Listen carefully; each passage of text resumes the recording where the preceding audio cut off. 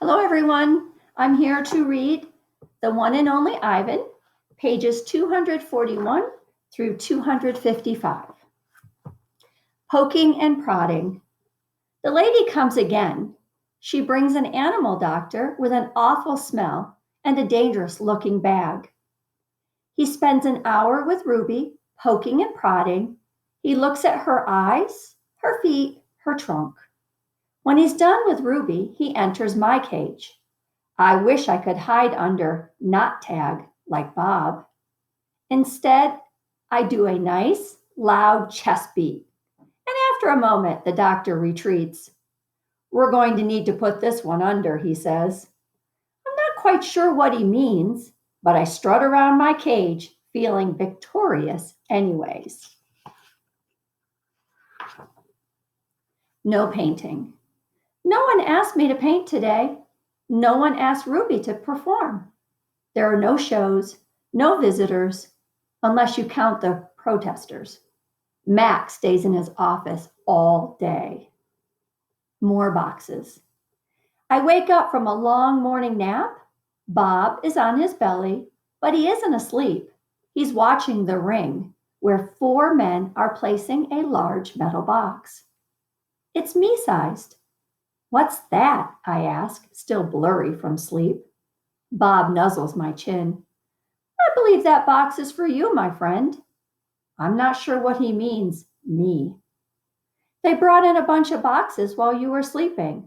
Looks to me like they're taking the whole lot of you, he says casually, licking a paw. Even Thelma. Taking? I repeat. Taking us where?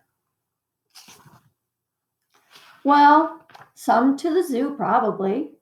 Others to an animal shelter where humans will try to find them homes. Bob shakes himself. So I guess all good things must come to an end, huh? His voice is bright, but his eyes are far away and sad. I'm going to miss your stomach, big guy. Bob shuts his eyes. He makes an odd noise in his throat. But what about you? I ask. I can't tell if Bob's just pretending to sleep, but he doesn't answer. I gaze at the huge, shadowy box, and suddenly I understand how Ruby feels. I don't want to go in that box. The last time I was in a box, my sister died. Goodbye. When George and Julia come that night, George doesn't get his mop or his broom. He gathers up his tools and belongings while Julia runs to my cage. This is my last night, Ivan, she says, and she presses her palm to my glass. Mac fired my dad. Tears slip down her cheeks. But the zoo lady said maybe they'll have an opening there in a while, cleaning cages and stuff. I walk to the glass that separates us. I put my hand where Julia's is, palm to palm, finger to finger. My hand is bigger, but they're not so very different. I'm going to miss you, Julia says, and Ruby and Bob, but this is a good thing, really it is. You deserve a different life. I stare into her dark eyes and wish I had words for her. Sniffling, she goes to Ruby's cage. Have a good life, Ruby, she says. Ruby makes a little rumbling sound. She puts her trunk between the bars and touches Julia's shoulder. Where's Bob anyway? Julia asked. She looks around under tables, in my cage, by the trash can. Dad, she calls. Have you seen Bob? Bob? Nope, George says. Julia's brow wrinkles. What's going to happen to him, Dad? What if Mac shuts down the whole mall? He says he's going to try to keep it open without the animals, George says. He stuffs his hands in his pockets. I'm worried about Bob too, but he's a survivor. You know what, Dad? Julia gets a gleam in her eye. Bob could live with us.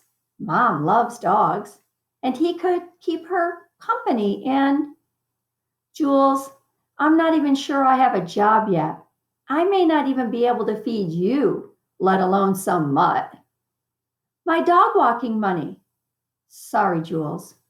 Julia nods. I understand. She starts to leave, then runs back to my cage. I almost forgot. This is for you, Ivan. She slips a piece of paper into my cage. It's a drawing of Ruby and me.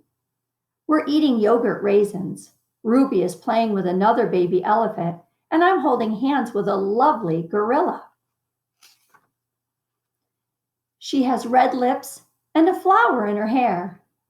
I look, as I always do in Julia's pictures, like an elegant fellow. But something is different about this drawing. In this picture, I am smiling. Click. The door to my cage is propped open. I can't stop staring at it. My door. Open. The giant box has been moved, and it's open too. The humans have pushed it up against my doorway. If I walk through my door, I enter their box. The zoo lady, whose name is Maya, is here again. Click. Yogurt raisin. Click. Tiny marshmallow. Click. Ripe papaya. Click. Apple slice. Hour after hour, click after click. I look over at Ruby. She waits to see what I will do. I touch the box. I sniff the dark interior where a ripe mango awaits. Click, click, click. I have to do it. Ruby is watching me from between the bars of her cage, and this box is the way out. I step inside. An idea. After I leave the box and step back into my cage, I get an idea, a good one. I tell Bob he can sneak into my box with me and live at the zoo. Have you forgotten? I'm a wild beast, Ivan, he says, sniffing the floor for crumbs. I am untamed, undaunted. Bob samples a piece of celery and spits it out. Besides, they'd notice. Humans are dumb, but they're not that dumb. Respect. Ivan, Ruby says, do you think the other elephants will like me? I think they'll love you, Ruby. You'll be part of their family. Do you think the other gorillas will like you? Ruby asks. I'm a silverback, Ruby, a leader. I pull back my shoulders and hold my head high. They don't have to like me. They have to respect me. Even as I tell her this, I wonder if I can ever command their respect. I haven't had much practice being a real gorilla, much less a silverback. Do you think the other elephants will know any jokes? If they don't, I tell her, you can teach them. Ruby flaps her ears. She flicks her tail. You know what, Ivan? What? I ask. I think I'm going to go in the box tomorrow. I gaze at her fondly. I think that's a good idea, and I think Stella would have agreed. Do you think the other elephants will know how to play tag? I love tag. Me too, I say. And I think of my nimble sister racing through the brush, always just out of my reach. Photo. Late at night, Mac opens my cage. The full moon falls on his sagging shoulders. He seems smaller somehow. Bob, instantly alert, leaps off my stomach and dives under, not tag. Don't bother hiding, dog, Mac says. I know you sleep in here. Mac settles onto my tire swing. Might as well stay one more night. Your buddy's leaving tomorrow. Tomorrow? My stomach drops. I'm not ready. I need more time. I haven't said my goodbyes. I haven't thought this through. Mac pulls a small photo out of his shirt pocket. It's me when I was young. Mac and I are in the front seat of his convertible. I'm wearing a baseball cap and eating an ice cream cone. I was a handsome lad, but I have to admit, I look ridiculous. Nothing like a real gorilla. We had some laughs, didn't we, Guy? Max says. Remember when we went on that roller coaster? Or that time I tried to teach you to play basketball? Max shakes his head, chuckling. You had a lousy jump shot. He stands, sighs, looks around. He puts the photo back in his pocket. I'm going to miss you, Ivan, he says. And then he leaves. He doesn't look back.